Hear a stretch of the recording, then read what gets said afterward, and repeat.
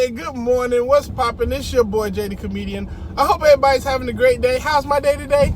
So far, so good. You know what I mean? But today, I would like to talk to you about all the time that Jehovah Witnesses need you to be at the meeting and always busy and running around and stuff like that. Just all the time and effort and why it's necessary. Okay, so you go to the meetings, right? Every week you go to the meetings. You're always at the assembly. You're always at the Kingdom Hall. And the thing is that the reason this is because they need to constantly reinforce the brainwashing that's going on in your mind, okay? Now, this is what I know personally from my own experiences. When you go to the hall, have you ever heard the saying, if you say a lie enough times, it becomes the truth, or people will believe it as the truth? See, the Jehovah Witnesses do something like that, but it's kind of crazier, you know? Like, it's if you say it boldly enough in front of enough people, it becomes moral, you know? And this is the thing I've always noticed with the Jehovah Witnesses, because when I was going to the meeting all the time, I remember them saying a bunch of stuff. And I remember sitting inside those meetings and being like, yeah, that makes sense. That makes sense. Okay, cool. But a lot of that stuff, I would go back to meetings. Like once I missed a significant amount of time going to the meetings, I would go back to the meeting and hear the same things. And I'd be like, you know what? Now that you mention it, that does sound kind of horrible. You know what I mean? Like when they be on stage talking about, how women shouldn't be in any leadership roles and they should be in subjection to the man, and, the woman is weak, like the weaker vessel and all this other stuff. I'm like, back in the day when I heard that, I was like, yep, sure is. They are weak to them up. But now I'm like, bruh, because this is the thing. When you stop going to those meetings, when you take time and energy away from going to those meetings, you start to free yourself up mentally. You feel some of that burden and energy that they give out is no longer there. Especially the heavy stuff that's on your mind when you're going to the meeting. Because it's like you don't have a chance to think when you're a Jehovah Witness. When you're going to meeting after meeting after meeting after meeting, you don't have a chance to really think and put yourself, to just think critically. You just can't do it. It's like we're too busy thinking for you. Like their question and answer thing, it should be you asking them a question and them giving you an answer, but instead, it's them asking you a question in which you already know the answer to. Because they know the answer to the question they're asking, and they're just waiting for you to regurgitate the answer they're expecting, Because if you say anything other than the answer they're expecting, or they're going to tell you the right answer, and then they're going to question why you answered it that way, you know what I'm saying? Like, yo, we talk very simply. You should be able to answer this question very simply. You see, this is the thing.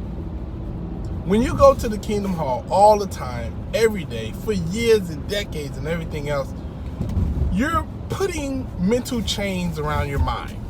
It kind of reminds me of the story of the elephant in the steak.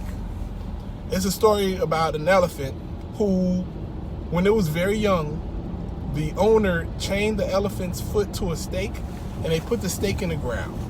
And every day, the little young elephant tried to get away from this stake.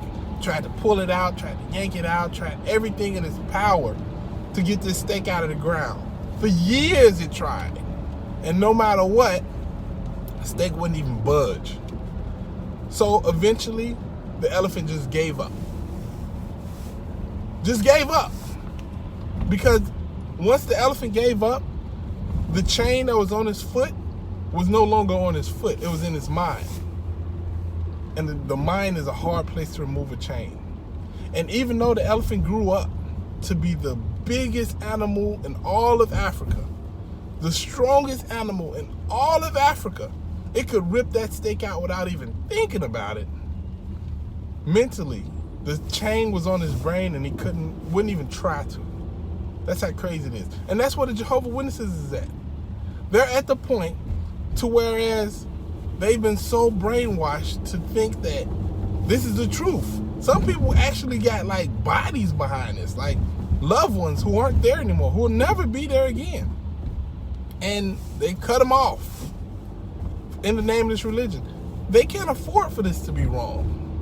They've got too much in stake. They've put too much, they're invested too much for this to be wrong, you know? They refuse to find anything wrong with it. But they keep going. And the way I look at it is like this, right? Let's say you're in a crazy religion, right?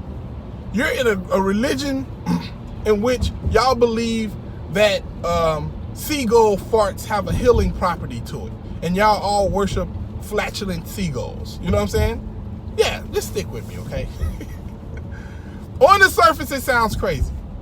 But every week, right, you can only hang out with other people that believe in the flatulent seagulls. And every week, y'all go to the meeting place. You don't have any friends outside of the seagull farting religion. And every week, y'all get together and y'all talk about different experiences in your life, whether or not they happen or not, in which seagull farting has helped you, you know? So you go there and you're like, you're hearing testimonial. One lady's like, I was on my bed inside the hospital and I was feeling pain all over my body. I just knew I was gonna be passing on into the next life. But fortunately, a doctor left the window open and a seagull flew inside, landed right on my chest. The seagull turned around, winked its eye at me, and then I felt a puff of air hit my face. Oh, it smelled terrible. But my body started to heal immediately. I couldn't believe it. And everybody in the audience clapped. Oh, yes, those farting seagulls. And everybody would be like really happy and supportive and like, yeah, see. And she's like, yeah, and I just knew from that day forward, I should worship these farting seagulls. It's really helping my life. So yeah, everybody in that little religion will all be saying these crazy things to each other, and everything will be hunky-dory. Like, you hear something crazy about seagull farting, and they won't even be like shocked. They'll be like, yep, see, yep, this is why I'm in it for. This is why I believe in it. But let's say you stop going to those seagull farting meetings, and you start to befriend people who don't believe in the great flatulent seagull in the sky, right? They're going to tell you, wow, you're an insane person. You're a crazy person. You believe that a farting seagull is going to help you. First off, I'm a farting seagull atheist. I don't even have any proof that seagulls are even physically made to produce gases out the asses. You know what I'm saying? But as long as you're talking to people who aren't part of that craziness, they're going to tell you how crazy it is, and they're going to present logical points about why it's so crazy. And then the next time, let's say like they're having like some type of flatulent seagull memorial where they pass around beans and like Chipotle burritos. Instead of the Passover, it's just the pass gas. And you go there after missing all type of meetings, after missing meetings for months and months and months. You get there, and they all sitting there still talking about these flatulent seagulls.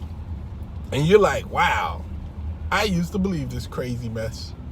I cannot believe it. The same thing happens with the Jehovah Witnesses. When you stop going for a long time, for a long period of time, and then you go back just, randomly, you hear some of the stuff they say over the mic, and you're just like, wow, I used to believe that mess. Y'all still saying that same crazy stuff y'all been saying for years. And I used to support that mess. Like, I'm genuinely not proud of some of the stuff that I used to believe as a Jehovah Witness. Like, oh man, they keep saying like, don't judge people. But that's some of the most judgmental people you could ever meet. You know what I'm saying? Like, I used to really, like, about gay people and stuff like that. I was one of those people that was just like, oh yeah, it's wrong and it's horrible and all that other stuff.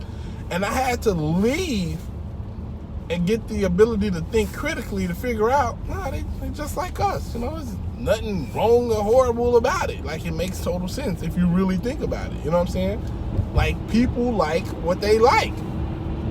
It's not weird for a man to like another man or a woman to like another woman. Like how is that weird?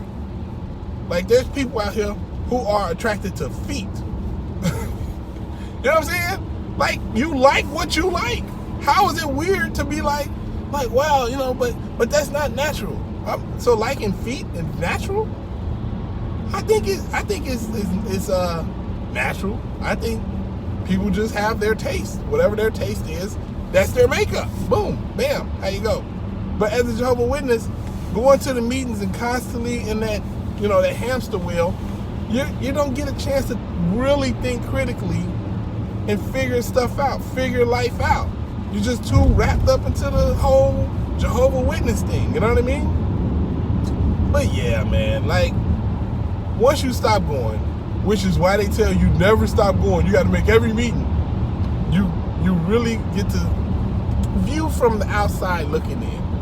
And when you view it from the outside, you can see how crazy it is, you know what I mean? And you also see it is not the truth at all. Anyway, it's your boy Jay the Comedian.